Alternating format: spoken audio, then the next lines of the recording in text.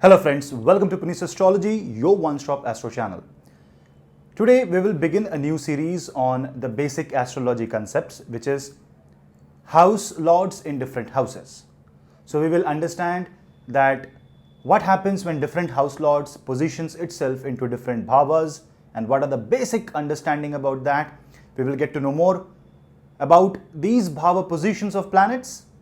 But before that, do not forget to hit like, subscribe and hit the bell icon because that is what keeps you and me connected. So guys, hit the like button, hit the subscribe and hit the bell icon and do comment, do share among your friends and family so that the word of astrology spreads.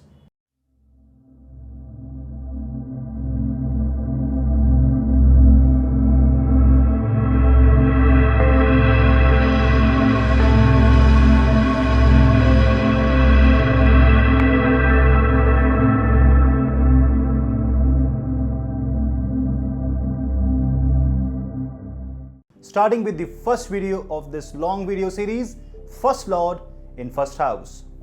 So what happens when the First Lord, which is known as the Lagna Lord or the Lagna Swami, that means the Ascendant Lord, sits on the Ascendant itself, sits on the Lagna itself. But before that, you have to understand what does the Ascendant means.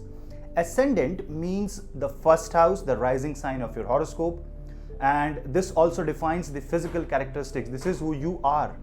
Lagna means the physical composition of the person, physical characteristics of the person, and this also defines all the planetary positions relative to the ascendant, and that is how the entire horoscope is read, analyzed, and also the transits are understood through ascendant. Lagna defines who you are. He is a replica of your past life karma, and it also defines what is your main goal in this life. Because Lagna is the property that you carry, and in this life you are going to reflect that property through your ascendant. So it definitely means that you are supposed to execute some of the attributes of the ascendant with which you are born. Now what happens when the ascendant lord falls on the ascendant itself? Usually in this case what happens that the planet falls into his own zodiac. Now imagine we have a Cancer ascendant and you have Moon on Cancer. So Moon is in his own house, and Mars, whether it is Aries ascendant or Scorpio ascendant, if Mars is placed on the first house, Mars falls in his own zodiac. So in this case, that ascendant becomes very powerful. So what are the different traits and attributes that it will show? First of all, you are going to display the greater characteristics of that particular planet which falls on your ascendant. If it is Mars and if it is Aries, you will have a very ambitious nature, you will have a very athletic nature. If it is Moon and it is Cancer, you will have a very compassionate and very caring kind of attitude. If you have a Venus on ascendant, you will be very creative, and if you have Jupiter on ascendant, be it Sagittarius or Pisces, you will have a great hunger for knowledge and you would want to be a guru. Now this is a very highly generic analysis. Obviously it depends upon what nakshatra your ascendant has, what nakshatra the ascendant lord is in. For example, let us take an example of the moon sign Cancer.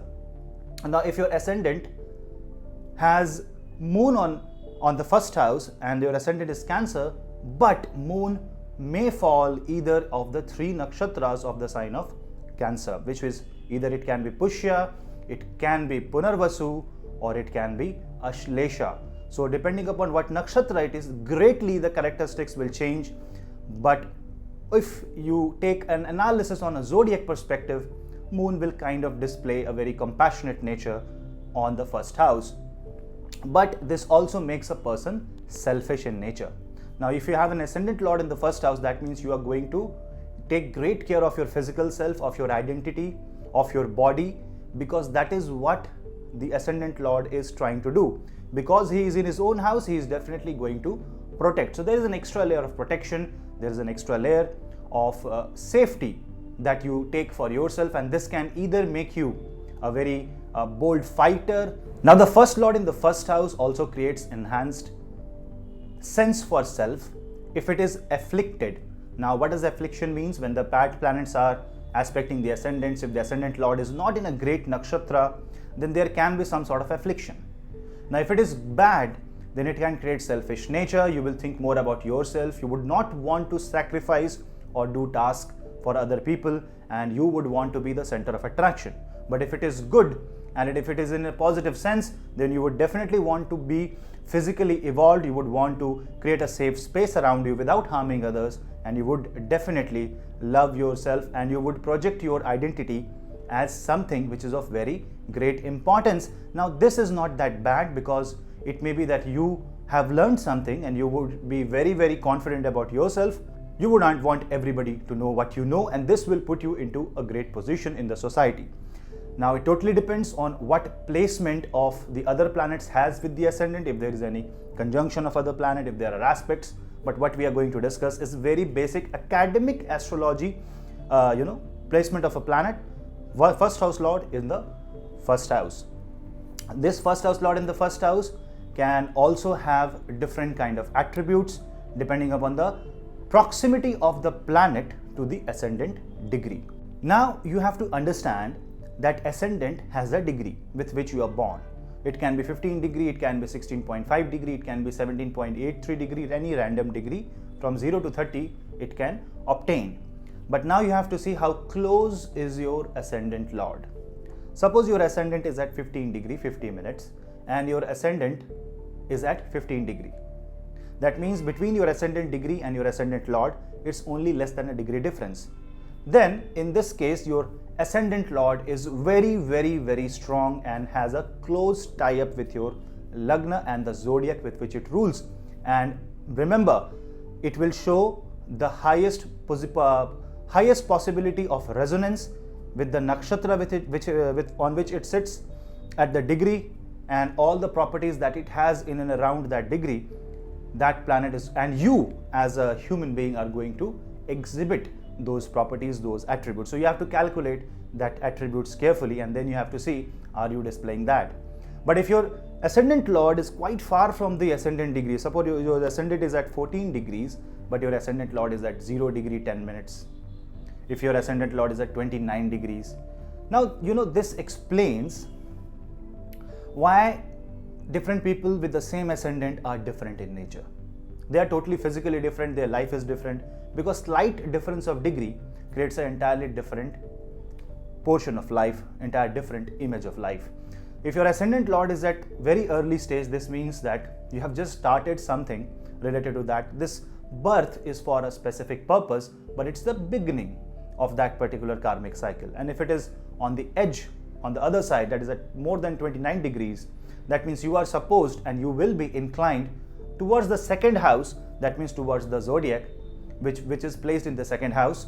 Now this also means that if your ascendant is, say, Virgo and Mercury is at 29 degrees 30 minutes, then you are a person with kind of technically Virgo characteristics, but you would love to become a Libra because your Mercury is trying to go there. So that's how you have to interpret when the first house lord sits in the first house. Now ascendant lord being placed in the first house is a very powerful position, especially if you have moon as the ascendant lord and moon is placed on ascendant, then your Rashi and your Lagna becomes the same. If the ascendant lord has a power, this shows that you will hold power in the society. You are there to do some certain things which is meant for benefit of other people.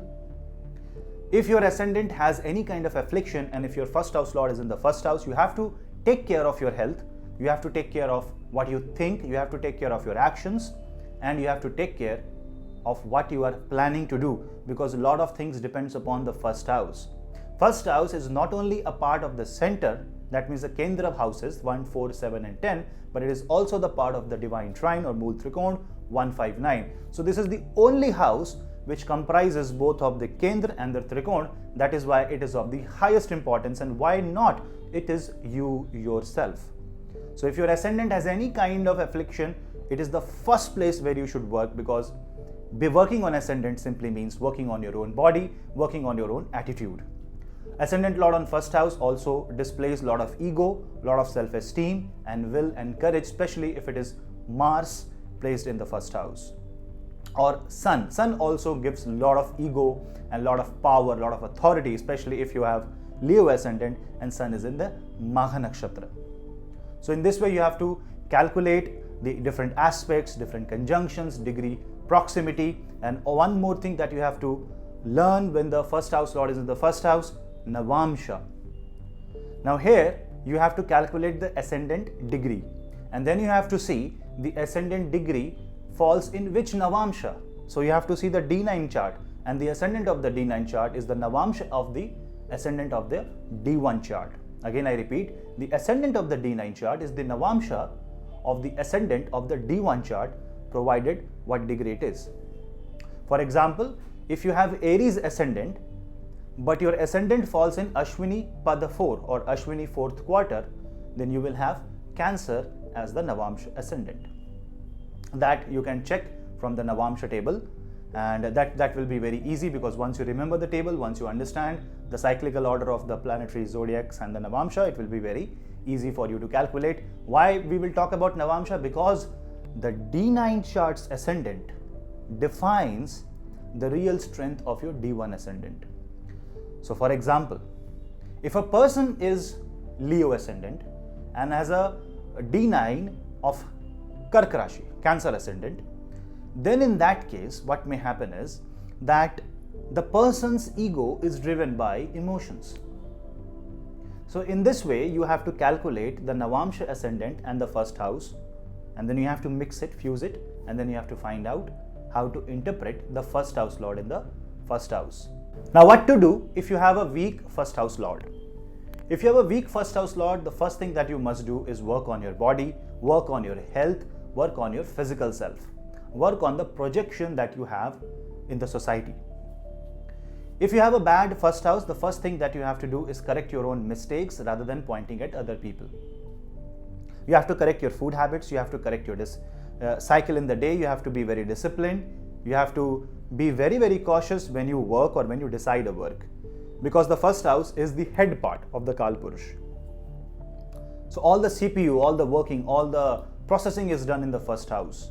So first house is one of the most important link in delivering what you are getting into your life right now, because first house is you. So guys, that was a brief analysis of the first house lord in the first house. This video is not intended for you to look into your chart and start analyzing or giving predictions, because this is an academic video. As I said, I am trying to make a very simplistic view of the different house lords in different houses, and in this way I will cover each house lords in each house, so it will be a total of 144 videos.